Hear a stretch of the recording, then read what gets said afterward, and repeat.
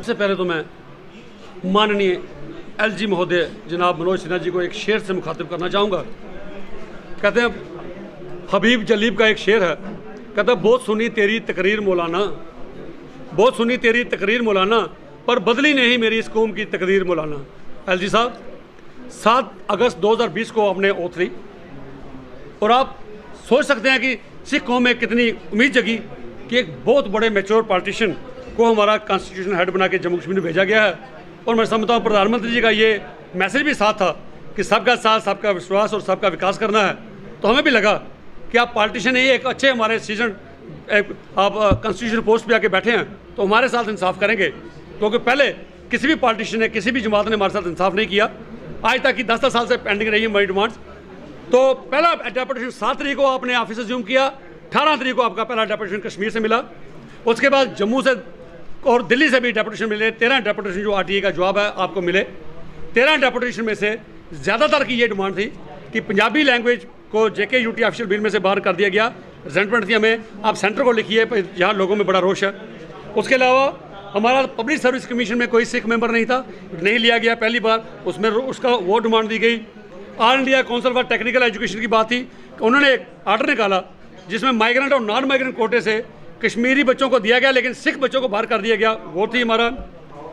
LG साहब से हमारी बात हुई आनंद मैरिज एक्ट जो 2012 में पार्लियामेंट में पास हो चुका है, उसको लागू करने की बात की। उसके बाद 89 के जो राइट्स के विक्टिम है 14, उनके लिए हमारी एक फाइल पिछले 3 साल से दिल्ली होम मिनिस्ट्री से वापस यहाँ पर आई हुई है। 3 साल से वो अलग अलग ऑफिस में धूल चाट रही है, उसके ऊपर डिस्पोजल नहीं किया गया। टोटल उसकी कास्ट बनती है 1 करोड़ रुपया, सरकार ने बात नहीं सुनी। उसके बाद स्टैचू ऑफ बाबा बंदा सिंह बहादुर कुंजवानी में इंस्टॉल करने की हमारे साथ सरकार की नेगोशिएशन हुई। भाई यहाँ पर हमारा कुछ डिस्प्यूट था हमारे कुछ राजपूत भाइयों से, बाद में सेटल किया गया। भाई हम गुलाब सिंह जी का लखनपुर में लगाते हैं और आपका कुंजवानी चौक में लगाते हैं, उसको आज तक नहीं लगाया गया। ये बातें जब एलजी साहब के समक्ष रखी गई, सब डेपुटेशन अलग अलग, तो एलजी साहब ने हमें कहा कि मैं पंजाबी को लागू तो नहीं करवा सकता क्योंकि वो दिल्ली का डोमेन है, मैं इसकी प्रमोशन के लिए काम करूँगा। एलजी साहब, हमने पूरे कल्चर अकेडमी जाके पता किया, कहीं पर आपकी तरफ से कोई ऐसी आश्वासन नहीं गया, कोई लेटर नहीं गई, कोई खर्चा आपने नहीं किया। एक 2 रुपये की बुक भी आपने पंजाबी की पब्लिश नहीं की आज तक। उसके बाद आपने मैं आश्वासन दिया था कि SRO 425 के तहत उसको अमेंडमेंट करके कश्मीरी बच्चों, सिख बच्चों को इन्वॉल्व करूंगा, उनके लिए अलग से पोस्टें निकालूंगा। एलजी साहब, आपने फैसला आपने करना था। आप स्टेट एडमिनिस्ट्रेटिव काउंसिल के हेड हैं, आप चीफ सेक्रेटरी को बुलाते, कंसर्न कमिश्नर को बुलाते, वहीं पर पेन की एक स्ट्राइक से आप इसको हल कर सकते, लेकिन आपने ऐसा नहीं किया।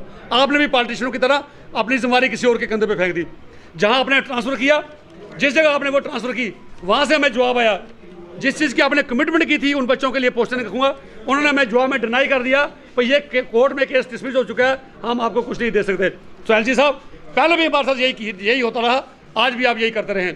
इसलिए सुब्रमण्यम स्वामी की एक बात मुझे याद आती है, उसने एक सिख का केस कंटेस्ट करते हुए सुप्रीम कोर्ट में कहा था, उन्होंने कहा my lord, Sikhs are too pure for the impure politics of India. और मैं मानता हूँ वाकई हमारी कौम, बोली वाली कौम, आप पे विश्वास करके 12 डेलीगेशन लेके 13 आपके पास पहुंची, लेकिन आपको उनको नजरअंदाज कर दिया।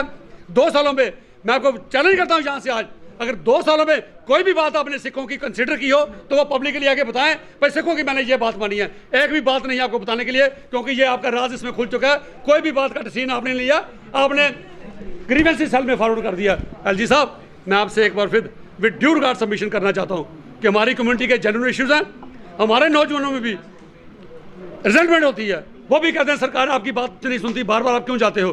तो बच्चों का गुस्सा कहीं ना फूटे। आज मैं ये press conference president Sikh progressive front के बैनर पे कर रहा हूँ, और मैं इलेक्टेड मेंबर हूँ, DGPC का भी वाइस प्रेसिडेंट हूँ जम्मू का। और आने वाले दिनों में हम जम्मू कश्मीर की सारी जितने यूनिट्स हमारे डिस्ट्रिक्ट के, उन सबको बैठ के एक कंसेंसस बनाएंगे, क्योंकि हर सरकार हमें इसी तरह हमें बेवकूफ़ बनाने की कोशिश करती रही। अब ऐसा नहीं होगा, इलेक्टेड बॉडी आई है, बैठ के फैसला करेंगे भाई एक स्ट्रगल, एक एजिटेशन, मास एजिटेशन कैसे स्टार्ट की जाए। और अगर सब में कंसेंसस बनता, आने वाले दिनों में जम्मू कश्मीर में एक मास मूवमेंट स्टार्ट की जाएगी, सरकार के खिलाफ की जाएगी, क्योंकि सरकार के कानों पे जूं नहीं रेंगती, हमारी बातों को सरकार सीरियसली नहीं लेती। इतने डेपुटेशन मिलने के बाद भी सरकार ने कुछ नहीं किया, आगे ट्रांसफर कर दिया। ऐसा ज़्यादातर बर्दाश्त नहीं किया जाएगा।